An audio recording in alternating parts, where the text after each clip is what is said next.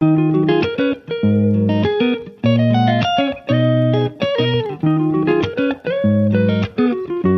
17. Conclusion of books on handling all kinds of sales objection. Quote, so many objections may be made to everything, that nothing can overcome them but the necessity of doing something. By Samuel Johnson. He was an English writer who made lasting contributions as a poet. After all said and done, and we are almost at the last chapter of the book on how handle all kinds of sales objection, now it's the most opportune time to bring things to a close. Alright. As a quick recap, below are some common ways of overcoming objections. To repeat succinctly, some common sales objections are listed. Yes. For starters, there are issues of prospects' objections of, it's too expensive, there's no money, don't have any budget left. The need to use this budget somewhere else. And don't want to get stuck in a contract. Other objection could be buyers are already working with another vendor. Then there are objections like prospects being locked into a contract with a competitor, and lastly, prospects can get a cheaper version somewhere else. For more details of the kinds of objections, you can refer back the relevant back chapter again. In most cases, handling the above objections does require the salesperson to practice active listening. Repeat back what the salesperson hear, validate the prospect's concerns. Ask follow-up questions. Leverage social proof. Set a specific date and time to follow up, and finally anticipate sales objections. For more details on handling each type's objections, do refer back chapters. Anyhow, does these objections and the ways to handle them ring a bell? I bet it does. Looking back, I am still wondering if there's a necessity for me to pen my conclusion. It has taken me 6 months to write this book.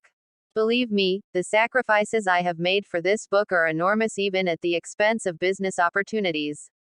Make no mistakes, immediately after this, I am going to work like crazy on doing more of e-books, e-trainings, e-coachings and e-consultings to make up for lost time. Somehow, writing this book gives me a sense of fulfillment. It's like an obligation I have to accomplish. I'm glad my thoughts are finally in a book form. I like to take this opportunity of inviting comments, good or bad, from anybody. If you have a point to make, please write to me. The email address is provided below this page. I'll be most pleased to learn from you. In truth, this book is possible because I owe it to several people. Particularly those who have yet to buy from me. They make me work harder. My parting notes to you is that you have to take your selling profession seriously and study it as a doctor or lawyer would study his or her profession. Moreover, you do have to be attentive to the art of selling in details, because you are talking about products or services that affect other people's lives. You have to work on yourself as hard as you work on your craft. You have to study, learn, and grow on a daily basis. You have to accept that everything counts. You have to commit yourself to becoming one of the finest salespeople of your generation. And when you do all this, the future that lies before you will be virtually unlimited. There has never been a time or place in all of history where an excellent salesperson could live a finer life than he or she can, right now, right here, in our economic system. There are no limits to how far or how high you can go in the profession of sales.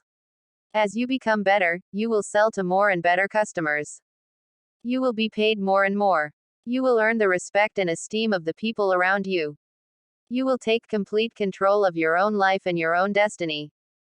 Nothing that has happened before they can have any effect or bearing on what you can make happen in the future. There are no limitations upon what you can accomplish in the profession of selling except the limitations you place on yourself by your own doubts and fears. When you practice acting boldly and behaving as if it were impossible to fail, you will soon make the quality of courage a fundamental part of your character where it will serve you all the days of your life. Your success in selling will then be guaranteed. My parting gift to you is some everlasting words of Robert Louis Stevenson. He was a Scottish novelist, essayist, poet and travel writer. He says, "Everyone lives by selling something. By the way, truly I look forward to hearing from you, or seeing you personally at my seminars and etc. In the meantime, don't just have a good day, go out there and make it a good day. Good luck." End of chapter. Author CTM Joseph S. Ing. Email, josephsung@gmail.com September 2022.